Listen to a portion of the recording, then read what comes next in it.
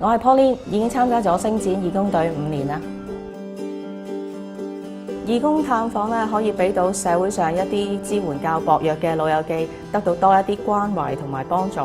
今日我哋再嚟探呢班公公婆婆，同佢哋一齊做園藝治療活動。婆婆啊，我哋上一次咧嚟同你做過呢一個擺設咧，記唔記得啊？記得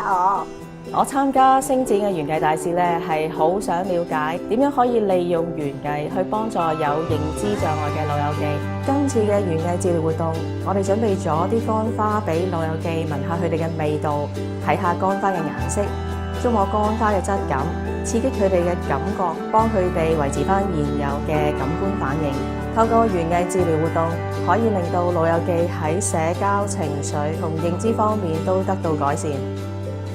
依家香港有唔少嘅長者都有認知障礙嘅問題，希望大家都可以多啲留意一下身邊嘅老人家，等佢哋可以及早得到適當嘅訓練同治療。全球咧大約有4600萬名嘅長者係患有認知障礙症，咁而香港咧就大約有10萬名。85歲以上嘅長者咧，每3名就有1位係患有呢個疾病㗎啦。我哋今次同星展銀行合作呢個園藝治療活動咧，除咗可以訓練到長者嘅認知之外啦，同樣地都可以令到佢哋嘅五官可以得到刺激啦，發揮佢哋嘅創意，佢哋嘅情緒都係得到舒緩。